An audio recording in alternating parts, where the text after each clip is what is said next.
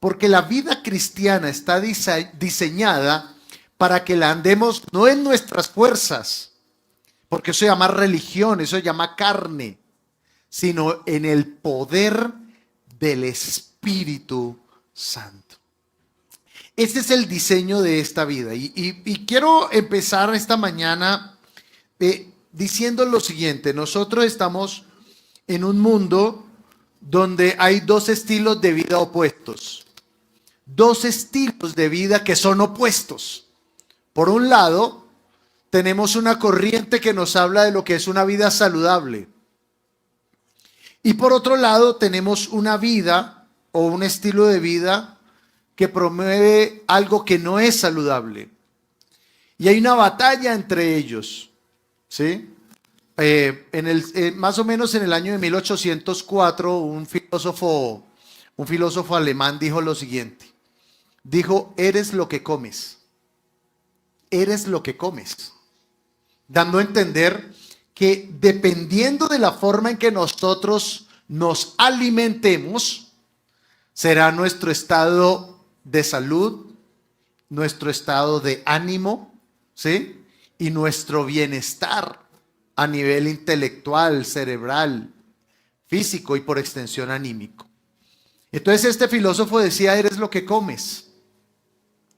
Y digamos que ese dicho se ha proliferado por el mundo entero y ha llegado hasta nuestros días.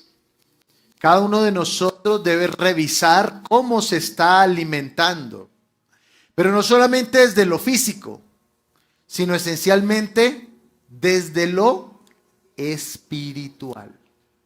Cada uno de nosotros debe revisar cómo se alimenta. Hace poco un científico muy prominente en los Estados Unidos decía lo siguiente, decía que la clave de muchas enfermedades está en lo que las personas comen. Él decía, más exactamente decía que estaba en el intestino, diciendo que se refiere a lo que las personas comen. Y si una persona tiene un buen estilo de vida, su vida se va a extender. Y si tiene un estilo de vida incorrecto, entonces su vida se va a reducir. Es así como muchas investigaciones a nivel médico, científico, están volcando su mirada hacia países como Nepal, etcétera, donde se dan cuenta que la gente vive mucho, donde se dan cuenta que las personas viven 95, 100, 105 y en la actualidad, si no estoy mal, 110 años. Y entonces se están volcando hacia, ahora no es que usted va a ir a Nepal, Señor, háblame a través de, ¿no? Pero lo que quiero decir es que muchos están interesados en el secreto de una larga vida. ¿Cómo tener una larga vida? ¿Cómo experimentar una larga vida? Hay gente que a veces, a mí me llama la atención mucho eso, porque, ay, me duele por acá, uy, no. Le digo, uy, ¿qué será eso? Y dice, no, eso es cejuela. ¿Cejuela? Sí, cejuela juventud, porque es que ya estoy viejo, con 28 años, con 30 años, y ya gente diciendo que está vieja. Con 40 años, 45 años. No, yo cuando estaba joven, con 45 años. Y entonces, esto, digamos, esa percepción que tenemos de nosotros mismos, de personas acabadas, arcaicas, vetustas, viejas, etcétera, es consecuencia de una mala alimentación, pero no solo en lo físico, sino esencialmente en lo espiritual.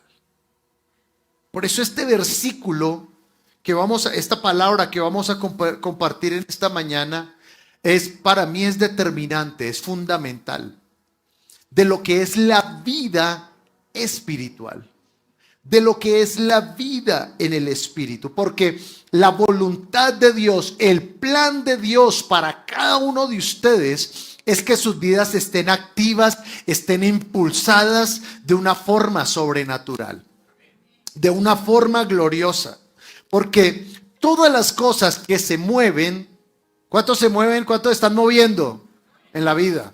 Entonces, todo lo que se mueve tiene un impulso, tiene una fuerza detrás de ello. Por ejemplo, un carro se mueve a través del combustible. El combustible es el que le proporciona la fuerza para que se mueva, y todas las personas tenemos un combustible. Ese combustible es lo que hace que usted se levante todas las mañanas. Es aquello a lo que usted recurre cuando se siente débil. Es aquello a lo que usted recurre cuando necesita inspiración. Ese es el combustible. Eso es lo que alimenta su alma. Eso es lo que alimenta su espíritu. Y les decía anteriormente que hay dos clases de estilos de alimentación. Ahora, aquí no estamos impulsando una vida fitness, ¿no?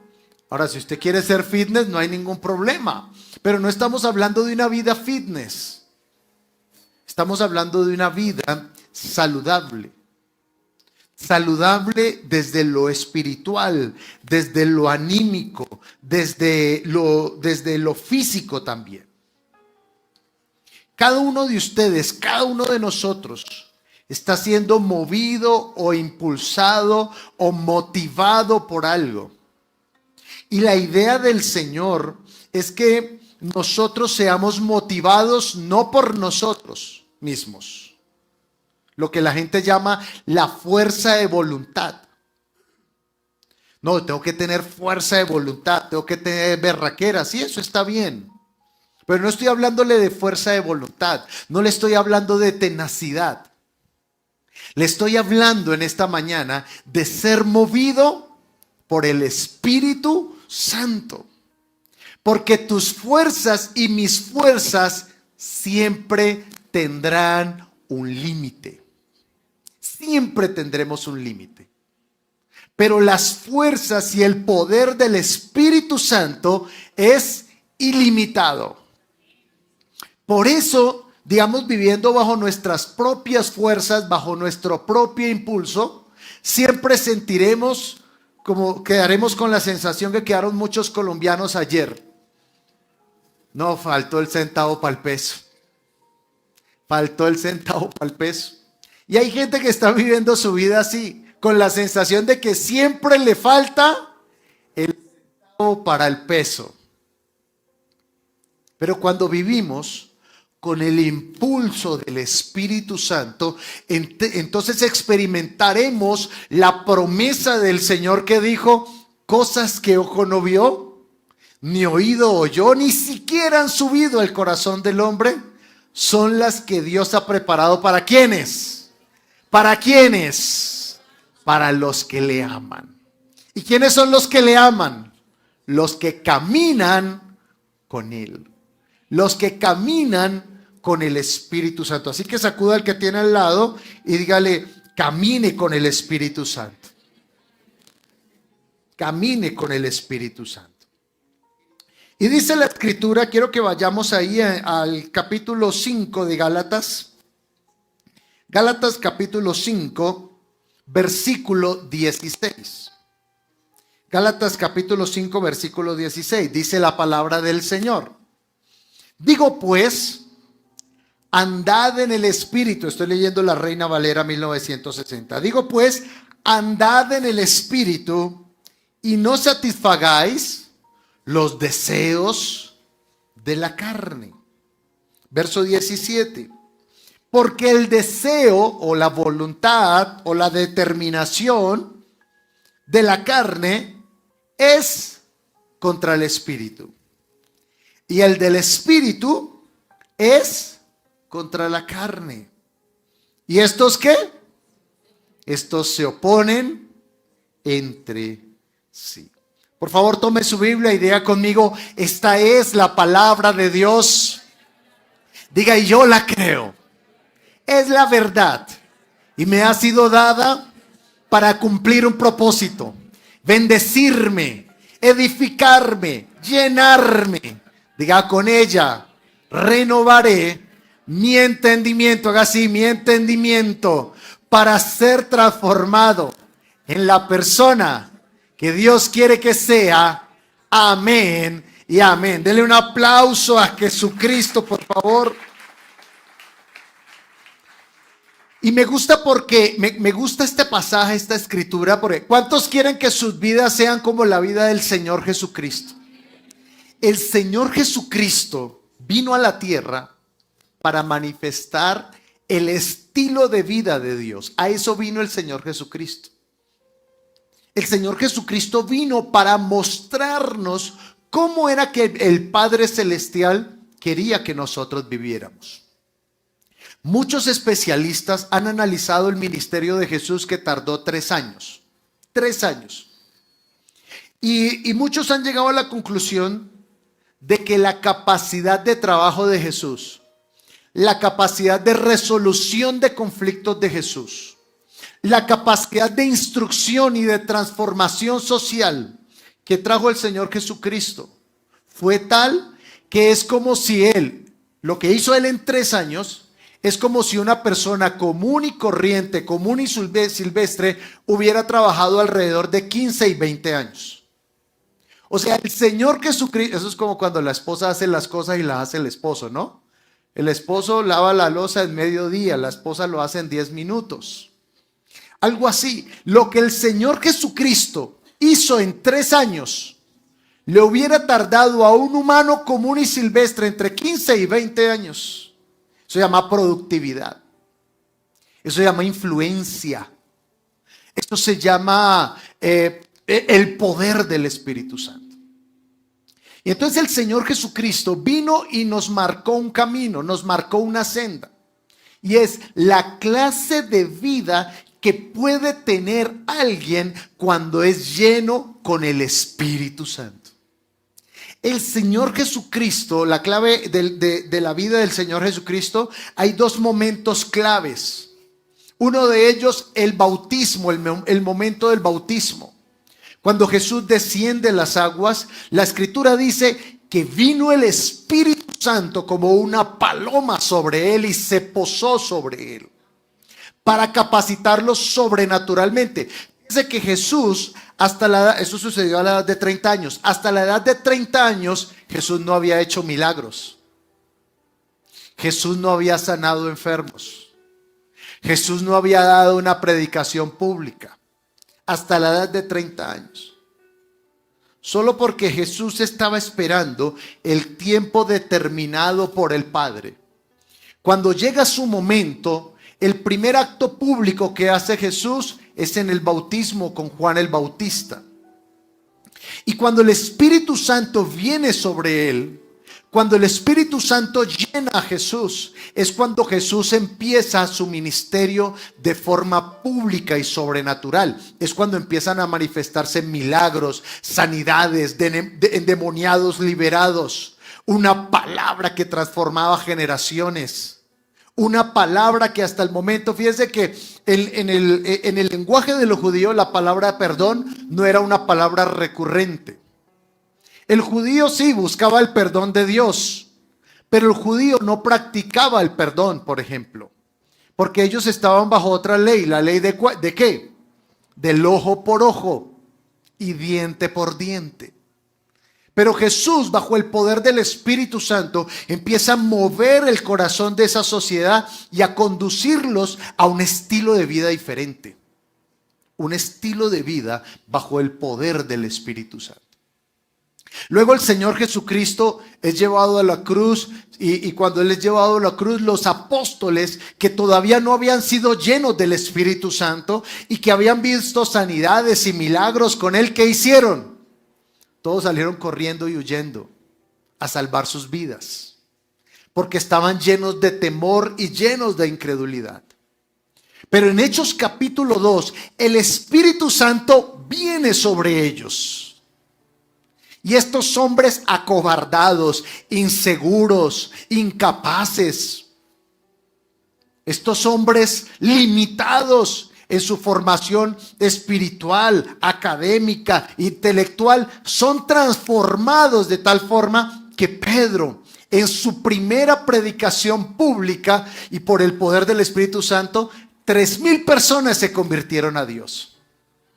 Un hombre que 50 días atrás había negado al Señor, no una, ni 2, sino 3 veces. ¿Qué logró esa transformación? ¿Qué logró ese cambio? Que Pedro recibió una clase rápida de predicación expositiva. Que Pedro hizo un seminario de cómo convencer personas, cómo influir en la gente, cómo ganar amigos e influir en las personas. No. ¿Qué fue lo que marcó la diferencia? El poder del Espíritu Santo. Y cuando tu vida se llena del Espíritu Santo, entonces tu vida se vuelve realmente influyente. Tu vida se vuelve realmente una vida con un impulso especial, con una gloria especial. Y por eso el apóstol en este pasaje que estamos leyendo, que acabamos de leer, el apóstol usa dos expresiones. Él usa la expresión la carne y el espíritu. La carne se refiere al alma, se refiere a nuestra humanidad, se refiere a escuche, la carne se refiere a nuestro temperamento no transformado. Eso es la carne. Nuestro temperamento no transformado. Dígale a que tiene al lado, yo me lo aguanto a usted por amor. Dígale así, yo me lo aguanto por amor. Porque la carne es nuestro temperamento no transformado. No transformado. Y eso era Pedro. Pedro, ¿por qué negó a Jesús 3 veces? Maldijo a Jesús 3 veces porque su temperamento no había sido transformado. ¿Por qué retrocedieron los apóstoles y huyeron cuando el Señor entregó su vida aquella noche? Porque su temperamento no había sido transformado. Pero una vez cuando el Espíritu Santo viene sobre ellos, ellos son transformados. Son transformados. Pero lo interesante de este pasaje es que ya habían acontecido entre la muerte, resurrección del Señor y la ascensión del Espíritu Santo en Hechos capítulo 2. A este pasaje ya habían pasado alrededor de unos 25 a 30 años. El Evangelio, el Espíritu Santo descendió en la ciudad de Jerusalén. Y a través de los apóstoles, especialmente el apóstol Pablo, el Evangelio se extiende por toda Asia Menor, que hoy en día es Turquía y parte de Europa, etc. Y el Evangelio ya se había extendido. Y 30 años después, la iglesia estaba experimentando una dicotomía. Habían algunos que eran carnales, es decir, que estaban en la iglesia, creían en Jesucristo, pero sus temperamentos no habían sido transformados. Y otros que eran llenos del Espíritu Santo. Y eso nos acompaña hasta el día de hoy. Hasta nuestros días está esa dicotomía y ese conflicto. No solo en la vida de los hermanos, del hermano que está usted al lado, que tiene sentado al lado. Que usted esté pensando, si el que está al lado es bastante carnal, Dios mío, ayúdame. Sino que aún nosotros mismos hemos experimentado esa carnalidad. Porque a veces somos inconstantes, porque a veces somos inseguros, porque a veces hay momentos donde estamos con nuestra fe encendida y hay momentos donde la incredulidad como que nos tiene abatidos o como estamos en ese conflicto con la incredulidad. Hay días donde queremos orar y adorar a Dios y hay días donde no queremos orar. Hay días donde la palabra nos llega al corazón y nos transforma y hay días donde no la entendemos. Leemos y no entendemos. Porque estamos en ese conflicto entre la carne y el espíritu. ¿Y qué dice la escritura con relación a la carne? Versículo 15 al 19 del mismo capítulo 5 de Gálatas.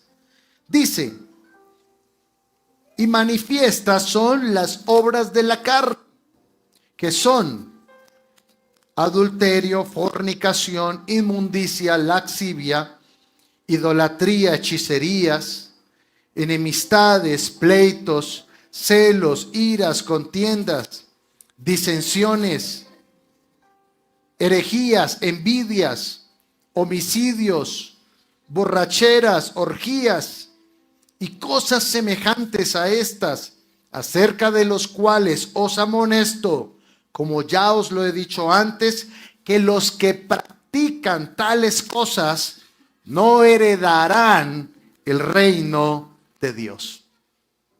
Y esta lista de pecados se puede clasificar en 4 grandes grupos. En primer lugar están los pecados a nivel sexual.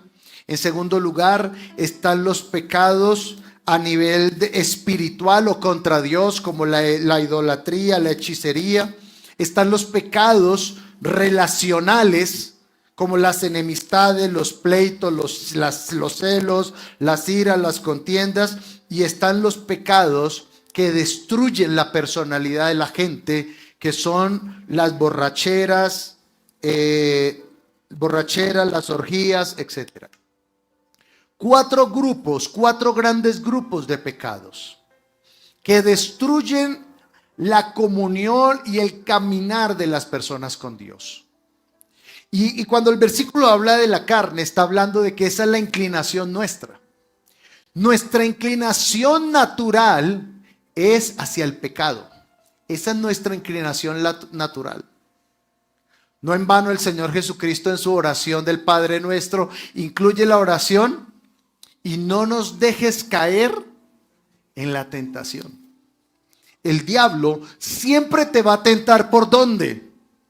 Por el lado donde él sabe que somos débiles. Por el lado donde somos débiles. El enemigo siempre va a querer hacerte caer en esa área. Y va a querer seducir nuestras almas. Y va a querer atraer nuestras almas, porque sabe que cuando una vez, el diablo es un hipócrita profesional. Porque el diablo por un lado te ofrece el pecado. Y una vez pecas, te acusa por eso. Te dice: hágale, eso no pasa nada. Dios sabe que usted es débil. Dios conoce su debilidad. Y entonces el cristiano: hola, Sata, sí, tienes la razón, de verdad. Señor sabe que yo soy débil. Caemos. Y después de que caemos: sí, usted no sirve para nada. Usted es un falso. ¿Usted cómo se va a acercar a Dios habiéndole pecado, sin vergüenza? Y entonces el diablo explota nuestra carne. Ahora, humanamente es imposible soportar la tentación. Humanamente no lo podemos hacer. Humanamente es imposible cambiar nuestras propias vidas. No lo podemos hacer. Hay una canción que escribió, no recuerdo qué cantante, creo que es un argentino, que dice que hay que tratar de ser mejor. No cometa ese error. No cometa ese error de tratar de ser mejor. Porque no es usted el que cambia su vida. Si nosotros vamos a cambiar nuestra vida, ¿para qué está Cristo entonces? ¿Para qué está el Espíritu Santo? Luego, no somos nosotros. Dígale que tiene al lado: no eres tú. Es el Espíritu Santo en ti. No somos nosotros. Y esta iglesia de Galacia, esta iglesia de los Gálatas, habían abandonado a Cristo, habían abandonado al Espíritu Santo, a la dependencia del Espíritu Santo, y se habían vuelto religiosos. Estaban ellos tratando de cambiar, de ser mejores. Estaban ellos tratando de ser mejores. Estaban ellos tratando de controlar y cambiar sus vidas a nivel físico. Y eso no lo podemos hacer. Porque si lo haces, fracasarás.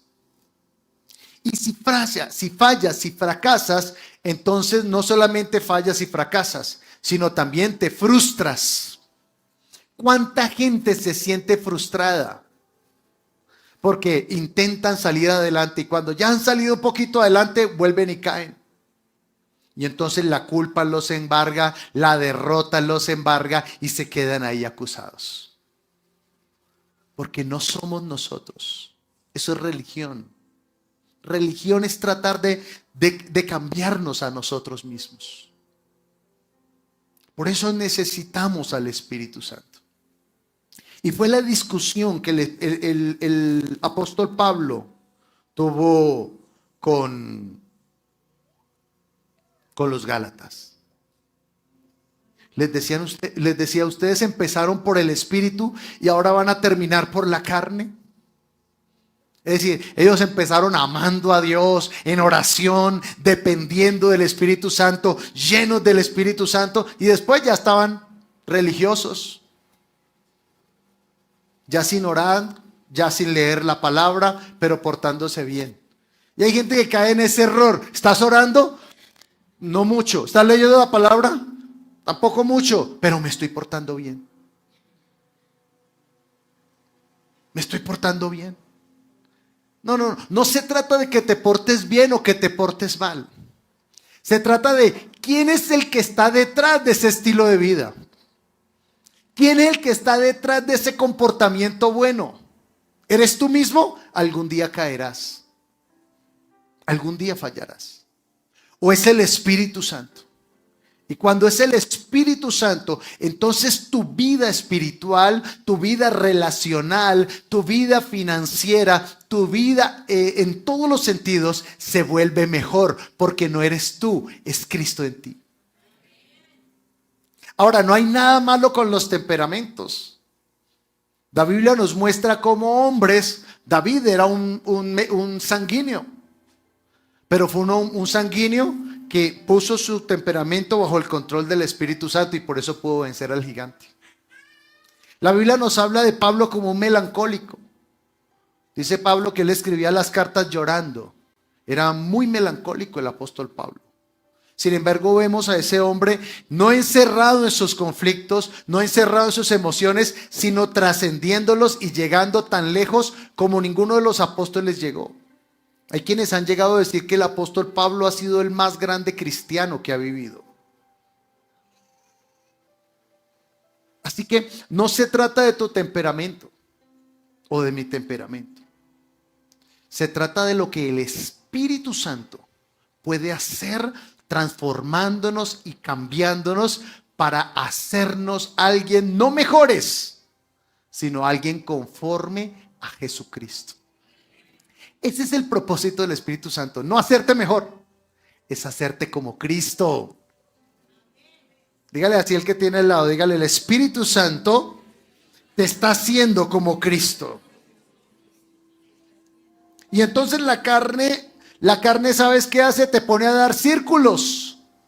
La carne te pone a dar círculos espirituales, entonces caes, te arrepientes, te sientes mejor, sientes que avanzas, caes. Te arrepientes, te sientes mejor, te levantas, vuelves a caer. Eso es lo que hace la carne. Y por eso hay gente que se siente a veces en un desierto. Yo he hablado con personas que dicen, pastor, el Señor me está pasando por un desierto. Y no, Dios no te pasa por el desierto. No te pone a dar vueltas en el desierto. Dios te guía para que atravieses el desierto. Porque Cristo ya pasó el desierto por nosotros. ¿Por qué yo tengo que pasar por aquello por lo que Cristo ya pasó? ¿Me estoy haciendo entender? Ahora hay gente que admira a gente en este mundo. Hay gente que admira al Che Guevara, admira a Mao, admira a Pablo Escobar. Y así mismo se establece sus vidas y así se vuelve su estilo de vida. Por eso el Espíritu Santo te lleva a mirar a Cristo para volverte y transformarte como Él. Volverte como Él. Ese es nuestro propósito de vida. Y por eso el versículo 22 de Gálatas capítulo 5 dice: mas el fruto del Espíritu es amor, gozo, paz, paciencia, benignidad, bondad, fe, mansedumbre y templanza. Contra estas cosas no hay ley. Me gusta eso porque dice Más, no dice más los frutos del Espíritu. Muchos cometemos ese error, decimos los frutos del Espíritu. Entonces hay gente que dice, no, yo tengo mucha paciencia, pero me falta fe. Entonces no es un fruto del Espíritu, es un fruto tuyo. ¿Me estoy haciendo entender? No es un fruto del Espíritu, es un fruto mío. Estoy hablando de mi temperamento, de mi forma de ser. Y todos los temperamentos, obviamente, tenemos fortalezas y tenemos debilidades. No hay un temperamento mejor que otro. El colérico juzga al melancólico. Ah, mire esa gente, cómo se quedan ahí enterrados. ¿Sí? Pero el melancólico juzga al colérico. Mire cómo es de duro, le falta amor, tiene el corazón del exterminator. Porque no hay temperamento mejor que el otro. Hay gente que a veces se da duro también a ellos mismos. Señor, ¿usted por qué me hizo así? ¿Por qué no me hizo más tenaz, más berraco, Señor?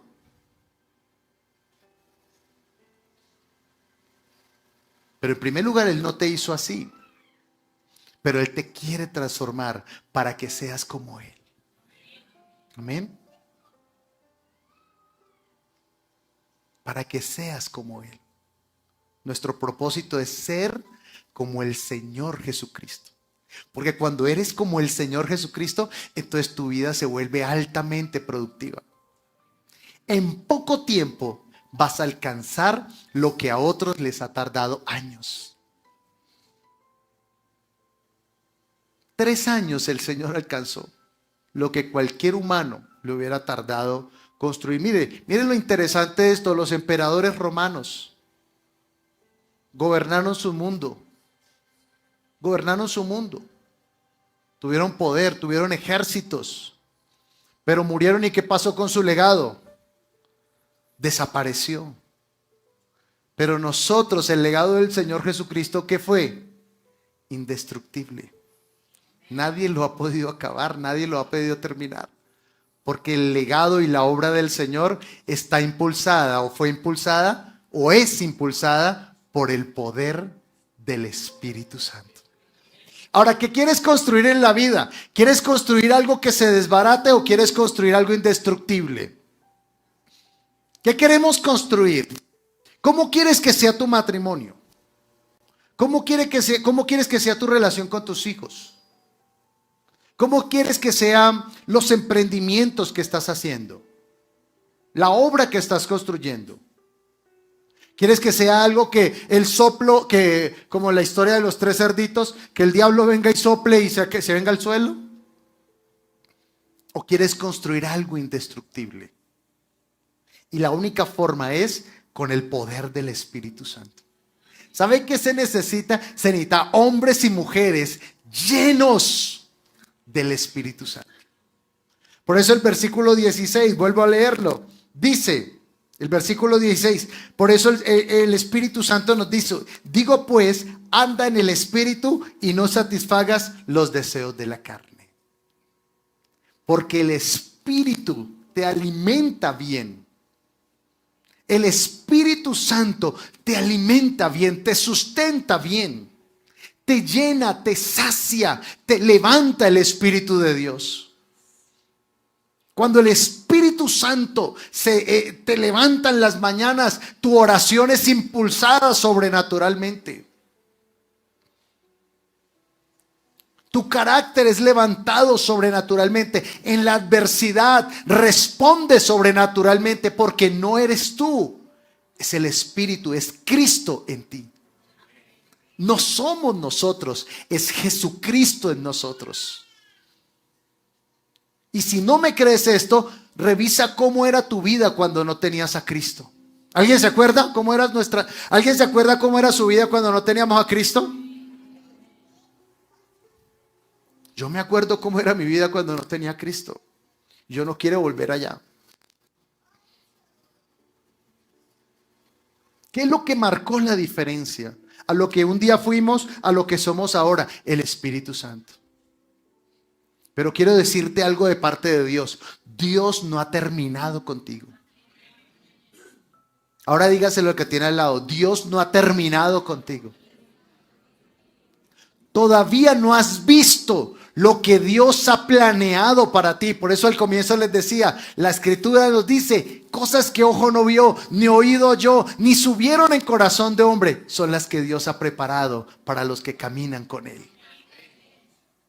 Es las que Él ha preparado con nosotros. Pero tú no vas a llegar allá. Es el Espíritu Santo el que te va a guiar. Es el Espíritu Santo el que te va a guiar. Es el Espíritu de Dios el que te va a llevar a ese nivel. Y eso se llama madurez. Y quiero decirles que la madurez espiritual no es opcional si nosotros queremos vivir una vida de bendición. Si quieres vivir una vida de bendición, de plenitud, debes permitir que el Espíritu Santo te madure. Denle un codacito al que tiene al lado, no les gustó mucho, dígale madure. Debemos permitir que el Espíritu Santo nos madure. Ahora, volviendo al pasaje anterior, el pasaje anterior habla de conflictos relacionales. ¿Cuáles son los conflictos relacionales? Ahí están claramente definidos.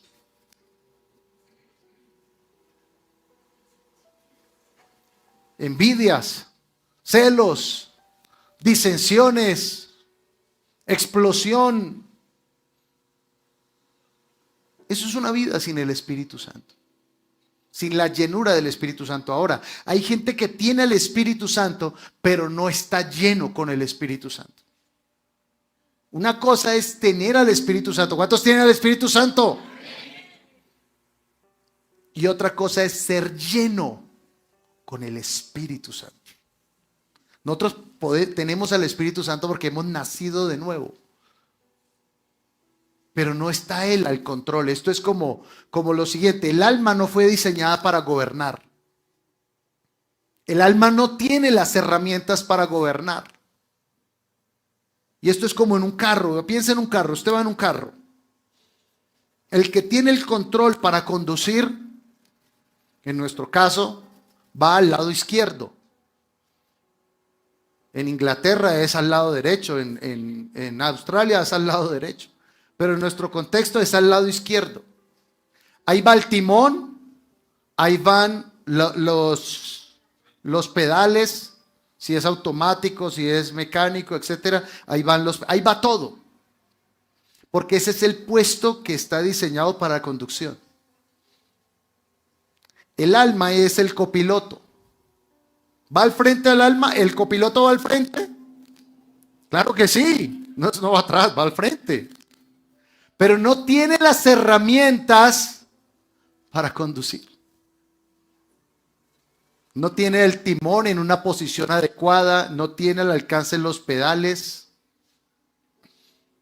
Y entonces entregarle el control de nuestras vidas, de nuestra familia, de nuestros emprendimientos, de nuestras relaciones al alma, es entregarle el vehículo en movimiento al copiloto. ¿Puede en algunos momentos darle dirección el copiloto? Sí. ¿Pero puede frenar? No puede frenar. Por eso a veces las relaciones entre carnales, ¿cómo terminan? Terminan heridos, lastimados. Porque el alma no está diseñada para gobernar. El que está diseñado para gobernar es el Espíritu. Y cuando el versículo, y termino con esto para que oremos, por favor. Cuando el versículo dice, el fruto del Espíritu, algunos comentaristas bíblicos dicen que no se refiere al Espíritu Santo, sino a un espíritu moldeado por el Espíritu Santo. Es decir, el espíritu de un cristiano maduro. ¿Cuántos anhelan madurar en el Señor? Entonces necesitas la comunión con el Espíritu Santo. Necesitas. ser lleno con el Espíritu Santo. ¿Sabe por qué oramos en las mañanas? No para entregar el día, sino para ser lleno con el Espíritu Santo. ¿Sabes por qué oras en las noches? No para entregarle el sueño al Señor, sino para vaciarte de todo lo que ocurrió en el día y llenarte con el Espíritu Santo. Por eso el versículo dice: en paz me acostaré y asimismo dormiré. Y humanamente eso no es posible sin el Espíritu Santo. Solo el Espíritu Santo te da sueños de paz. Solo el Espíritu Santo te da guianza en tus decisiones, en tu actuar diario. Yo quiero animarles hoy. Yo quiero motivarles hoy para que cada uno sea impulsado en su vida por el Espíritu Santo. Pregúntese hasta ahora: ¿de dónde viene el desánimo? ¿De dónde viene la duda? ¿De dónde viene la incertidumbre? Y vacíese de eso, saque eso y llénese con el Espíritu Santo. En Efesios capítulo 5 se nos dice: no se embriaguen con vino. Dice: sean llenos del Espíritu. Ser lleno significa ser controlado por el Espíritu. Todos, absolutamente todos, en algún momento de nuestras vidas, tal vez en este preciso instante, estamos lidiando con algún sentimiento negativo, con algún pensamiento negativo. Todos, absolutamente todos, sostenemos esa lucha. Pero yo quiero invitarlo para que se vacíe de eso. Saque eso y llénese con el Espíritu Santo. Porque cuando somos llenos, cuando somos controlados por Él, empezamos a madurar. Y cuando empezamos a madurar, empezamos a experimentar lo mejor de Dios en nuestras vidas. Hay gente que dice: lo mejor está por venir. A mí me parece bonito ese dicho, pero me parece mejor pensar: lo mejor está sucediendo. Señor, gracias porque lo mejor está sucediendo. Y no es por mí, es por causa del que me habita. Construye tu vida, tu matrimonio, tu relación con tus hijos, tus emprendimientos, tu empresa, tu profesión. Constrúyela de la mano del Espíritu Santo. Gracias por acompañarnos hoy. Suscríbete a nuestro canal para que veas más contenido de nuestra iglesia. Recuerda, somos la Gran Comisión Bogotá.